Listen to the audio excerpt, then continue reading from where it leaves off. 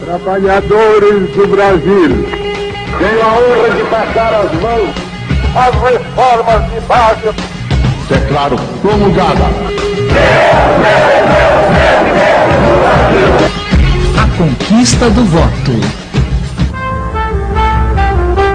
31 de março de 1964. O presidente João Goulart é derrubado por um golpe militar. Jango teme a guerra civil e decide se refugiar no Uruguai. 10 dias depois, o regime caça os políticos que se opõem ao golpe. Em 15 de abril, um Congresso Nacional subjugado escolhe o general Castelo Branco para a presidência da República. Começam assim 21 anos de ditadura militar. Tratava-se em 64 de cortar um processo de mobilização que consistia na extensão, digamos, do direito do povo brasileiro a comandar seu próprio destino e estabelecer as reformas que eram reformas indispensáveis para completar um processo de modernização mais igualitário, mais justo. E aí a reforma agrária, a questão da reforma agrária foi decisiva, porque era o vetor fundamental da matriz colonial. A ditadura acaba com a diversidade partidária. Agora são apenas 2 partidos, a Arena, ligada aos militares, e o MDB, que reúne os opositores ao regime. O direito ao voto está praticamente suprimido. É um retrocesso. As eleições passam a ser indiretas para os cargos mais importantes, inclusive para presidente. Começa em 66, quando o regime dissolve os partidos políticos. Portanto, já o povo não podia escolher o partido político que quisesse segundo a sua ideologia, a sua conformação programática. Proíbe também a eleição direta para os governadores, que no Brasil nós conhecemos a nossa realidade, sempre a questão regional tem um peso muito grande. Depois proíbe as eleições para as capitais, que eram exatamente os lugares de maior concentração urbana, de maior mobilização, de maior, digamos assim, consciência política.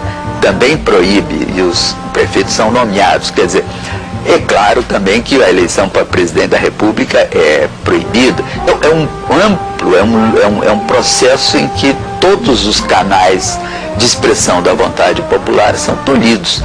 Depois de Castelo Branco, outro general assume a presidência, Costa e Silva. É com ele que se aprofunda a intolerância da ditadura. Ele vinha convivendo mal, que os militares não sabem conviver no poder, não sabem conviver bem com o Estado de Direito.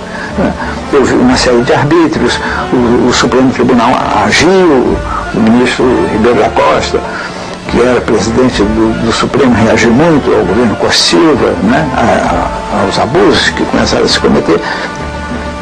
E tudo isso levou à intolerância com o regime democrático que estava se tentando consolidar com uma nova Constituição, etc., feita sob a égide e o poder dos militares. Os movimentos sociais reagem ao regime militar.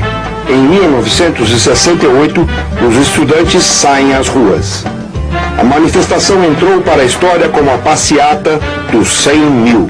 Foi uma manifestação contra a ditadura dos estudantes em que um estudante morreu numa marcha para o calabouço. Edson Luiz morreu e foi com um tiro que não se sabe-se que era da repressão, né, das forças de segurança.